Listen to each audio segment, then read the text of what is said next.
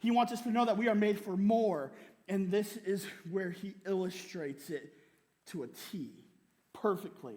Right? So if you want to know how God feels about you, if you want to know how much you are worth in his eyes, if you've ever wondered if you have any significance in this vast universe, then this story in Luke chapter 15 is a story that is for you. Scene 1, the father dividing his property.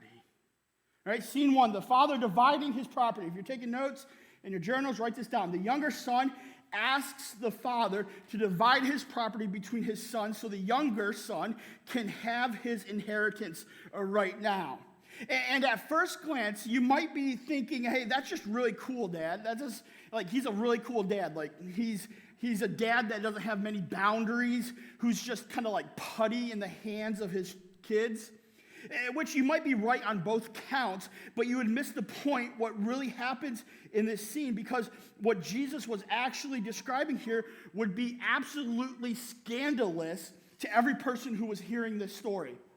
Like right from the beginning of this, verse 12, when they heard this, they would have been like, oh, this is a story. This is something, right? In first century Jewish culture, no one, and I mean no one, would make such a crazy request of their father. Listen, to ask for your inheritance early would be pretty much saying that you wanted your father to die. Right? That's not good. Right?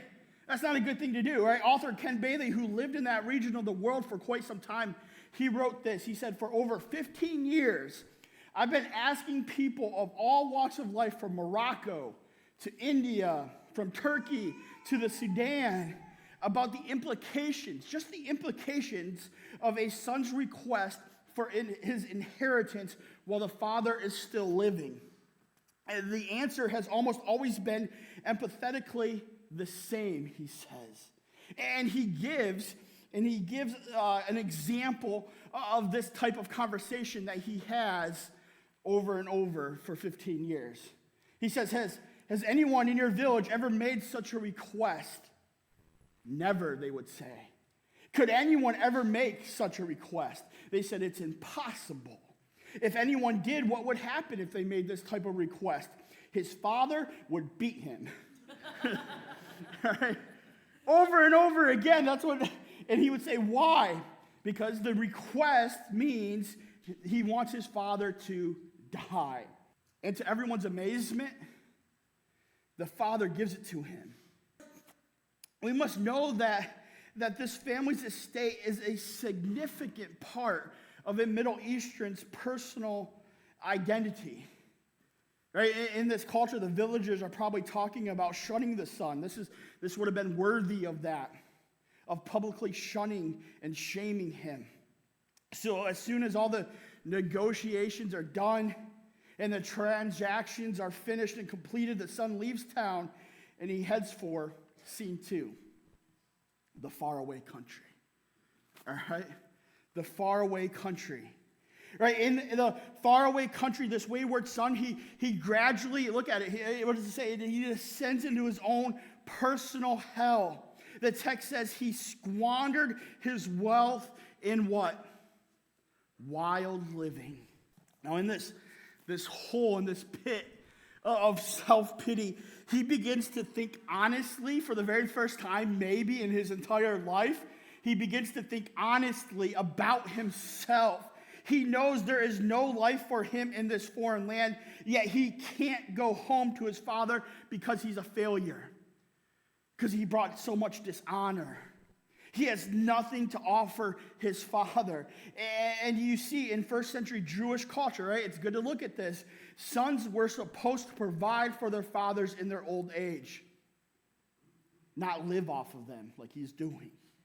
But maybe he could go home and he could ask for a job as a hired servant. And maybe if he works hard enough and he saves everything, he can maybe one day, maybe he'll be able to earn enough to be of some use to his father. Right? In scene 3, the father does 5 things. 5 little things that would be considered absolutely outrageous. in the Middle Eastern society where they are. First thing that he does is that he runs. And especially in this society, a man of his stature, a landowner, a man of his age would not ever run, let alone lift his robe up and show his bare ankles. It's just unheard of in this time period, in this society. But yet he lifts his robe, exposing his ankles, and he runs the road through the village. In front of all the villagers, he humiliates himself. A modern scholar writes this. Leslie Weatherhead says this.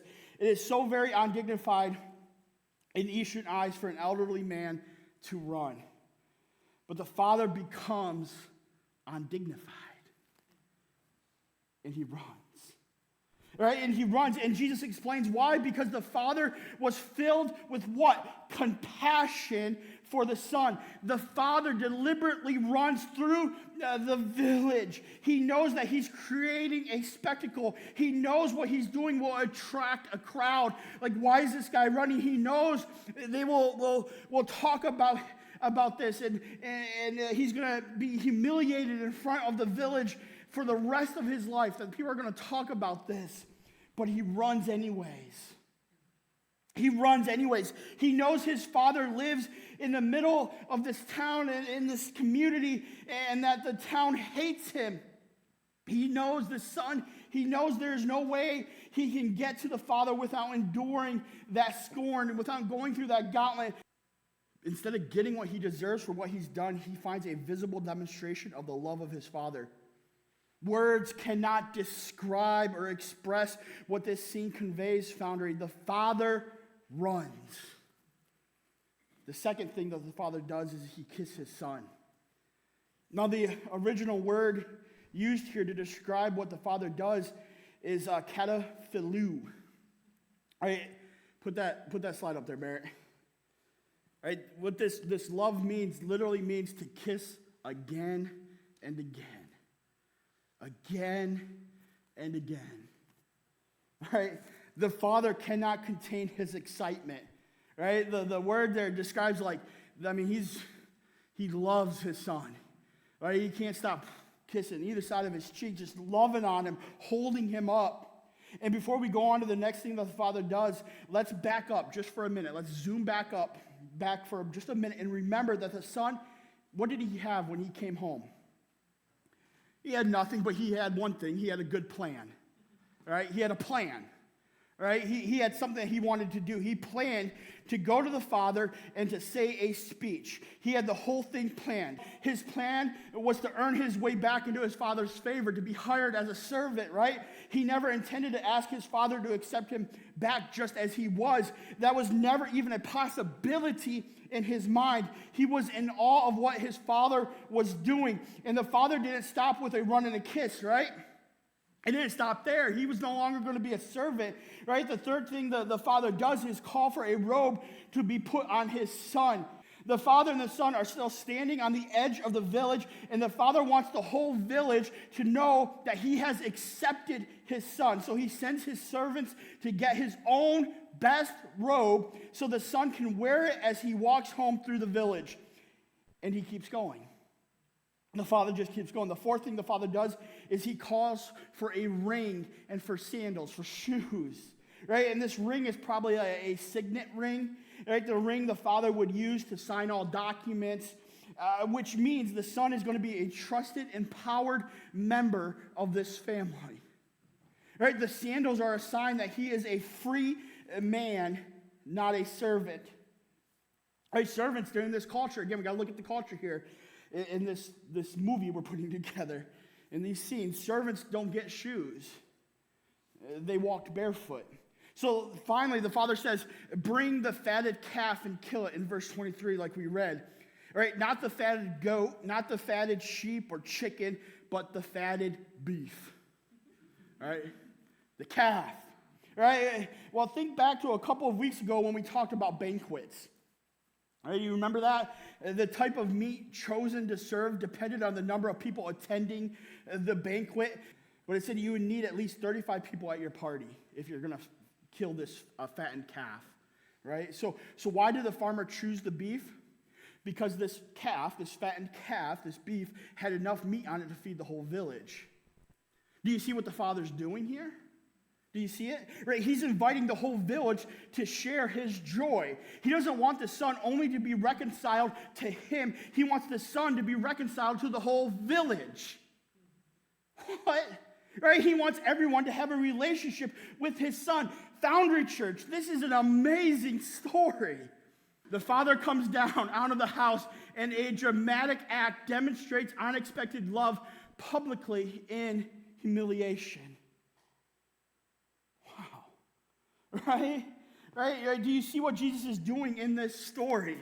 Right? He is communicating to every person, whoever wanted to take a step towards God, whoever wants to forge a lifelong reliance on God, just like you did this week, to forge a life on him, that God, our God, the creator of the universe, the Lord of lords, Yahweh, like we sang about, is running towards him, towards you, towards them, towards each and every one of us. Jesus is the Father. Jesus is the Father who, while we were still sinners, off out in the distance, came running to us. And what's the older brother's response to this? He becomes angry. He refuses to join the party. Right? He doesn't go in. He refuses. He goes out to the barn or something, right? He's like, I'm not going in. Which would be a huge insult to the Father, again, if we look at the culture here. Right? During this time, there was a very specific task when there's a banquet at a home for the older son to do. A very specific task, and it was a task of honor. The older son's role at a party was to welcome all the guests. Right? That was like, it was an honor to do that, but it was their responsibility. It was like the hospitality team out there at the door. Right? It had to happen, right? But he refuses. All right, he's not going to go to the party. And so with him not at the party, everybody knows that he's, in fact, rejecting his father. All right, so this poor father, he cannot catch a break. Another son is going to humiliate him in front of the whole village who's there to celebrate. So what does the father do? Right, the same thing he did for his younger son. Did we catch it? Right, he humiliates himself by leaving the party, right? Humbling himself, humiliating himself in the process, but leaving the party and going out to his older son. Wouldn't have happened in that society, right? It just wouldn't have happened. And rather than meeting his father with a hug or joy, the son says, no. Look, all these years I've been slaving for you and never disobeyed your orders, yet you never gave me even a young goat so I could celebrate with my friends. All right, verse 29. So those two statements tip us off to the older son's distance from his father. First of all, does he think of himself as a son? No. Right? No, he's been slaving for the father, it says. He hasn't lived with him like a son, but like a servant. Right? The very thing that the younger son had decided was the best that he could do after he had shamed his father is what the older son is doing, or thinks he's doing. Second thing, he's mad because the father had never given him an animal to throw a party with his friends. This kid's stupid too, right? Right, the truly sad thing about this son is that he felt deprived by the father because the father had never given him anything. No calf, no chicken, not even a goat. But what happened when the younger son left, right? We already talked about it. The older son got his share of the inheritance too, which would have been more, right? Right? If I were the father, I would have been immediately scoffed and said, how dare you? Right? How dare you say I never gave you anything? But that is not the response of this prodigal father. Right? Instead, it says, all I have is yours. All I have is yours. Right? Everything. But we need to celebrate because your brother was lost. He was dead. Now he's found. He's alive. Right? That's the question Jesus poses to the Pharisees that he's telling this story to. At the end of telling them about the lost sheep, the lost coin, and now this lost son, clearly in their minds, they were the older son. And they had a decision to make. And they were the ones who had stayed around and tried to obey and serve God like slaves instead of sons. But in their hearts, they were far off. They didn't want to come to the party and celebrate the return of wayward sons who squandered their living in foreign lands. They didn't want to be near the Father. Jesus is saying, sinners of the worldly kind and sinners of the religious kind, it can happen, right? Come in from the country of misery, but also come in from the porch of hard-earned merit, because both are deadly. And once you come with me, he says, you will see that inside is the banquet of grace and forgiveness and fellowship and all satisfying Father for everyone who's just going to party. Right? See, the point of the story is this. The Father loves all his children so much that he is willing to suffer and be humiliated, Foundry Church, in order to bring everyone home. This story is not just about sinners, and it's not just about people who follow the rules. It is about a father who loves all of his children equally and will come to all of them to bring them home. So the question isn't, are you the first son or the second? But rather, I told you to stay up, but I'm going off script. You're good. Right? The question is it's not if you're the second son, but rather, are you going to come home no matter where you are? Right?